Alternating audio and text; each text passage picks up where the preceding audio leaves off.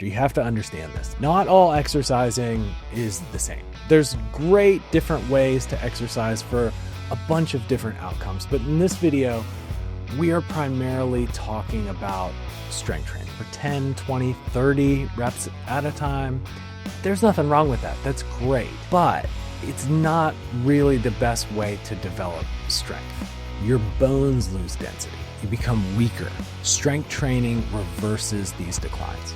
It doesn't just slow aging, it actively reverses key aging markers.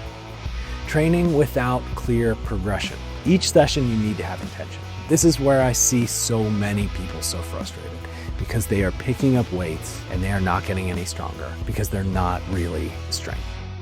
Let's start with segment 1. I want you to understand what real strength training is. Strength training is not about big muscles.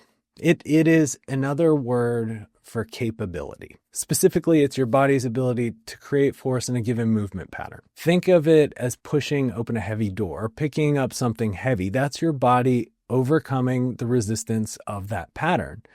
When you strength train, you're teaching your body to move more force against heavier resistance. And in our case, that means weights. So most of your strength comes from not your muscles, but your central nervous system. And that's your body's communication network. It's like the wiring in your body that connects your brain to your muscles. It tells them how and when and how powerfully to contract or relax.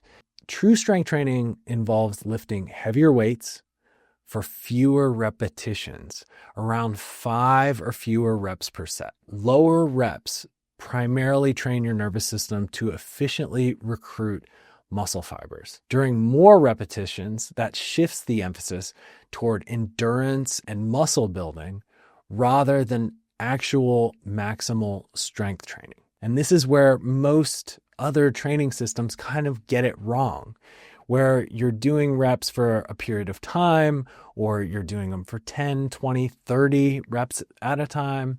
There's nothing wrong with that. That's great, but it's not really the best way to develop strength. Optimal strength training emphasizes compound movements. Okay, these are big movements with barbells, squats. They involve multiple joints and they require your entire body to contribute and work together as a unit to develop your ability to create those big forces that we're talking about with strength. Okay, this is the most important factor. You have to understand this. Not all exercising is the same. There's great different ways to exercise for a bunch of different outcomes, but in this video, we are primarily talking about strength training. All right, so let's move on to section 2.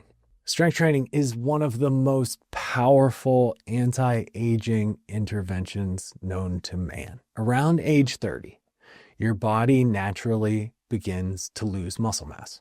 About 3 to 5% per decade, which doesn't sound like a lot, but you're a 200-pound male. And let's say you hold about 150 pounds of muscle mass. That's 7.5 pounds per decade. You had to add that up over a couple decades, and you're in the 20, 30, 40 pounds of muscle mass lost. And for a normal human being, that is a lot. So this process of losing muscle mass, it's called sarcopenia. And alongside muscle mass, your bones lose density. You become weaker. You become more prone to injury. Strength training reverses these declines. Studies consistently show regular strength training significantly increases muscle mass, increases bone density, and improves overall physical function.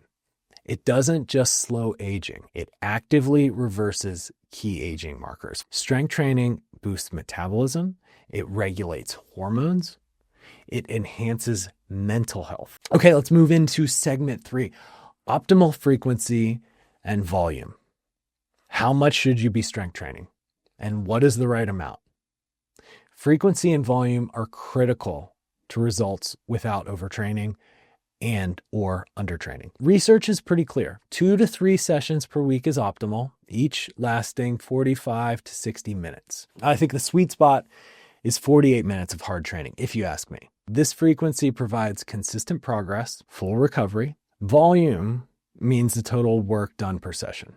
measured in sets and repetitions for strength adaptations. And for strength adaptations, 3 to 5 sets per exercise with 3 to 5 reps per set is ideal. This allows heavy weights, to maximize strength adaptations and nervous system development without excessive fatigue. All right, let's move on to segment 4.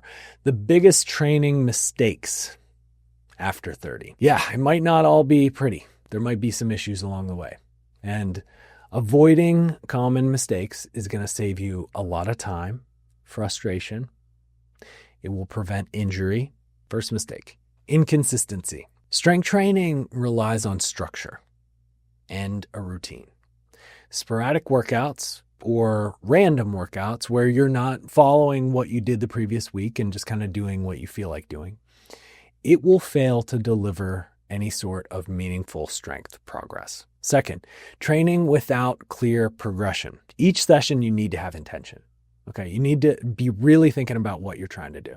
If that means that you're focused on executing with really perfect form with the weight that you really struggled with last week, or it's that you crushed last week and you're going to add weight that you've maybe never touched or never done for this many reps before, and you're really going to focus your best on getting it done safely, you have to have some intention behind what you're doing. Third common mistake, neglecting recovery. And this is easy to do, I understand, but this is where all the good stuff happens. The training is just the stimulus. Nothing actually happens during the training. It's just the catalyst. It creates the potential for something to happen. All the good stuff happens during the recovery. So you have to be able to recover from the training, and you got to set yourself up for success. Training hard is important. It's a big part of the process. Recovery is when your body gets stronger. You got to prioritize sleep. 7 to 9 hours. You got to get good nutrition, and you need to have good hydration. So hydration, this isn't just about water. This is about electrolytes, sodium. You need to be able to hold on to the water that you're putting into your body. You need to eat good food. You need to follow a plan that makes sense for you. The fourth mistake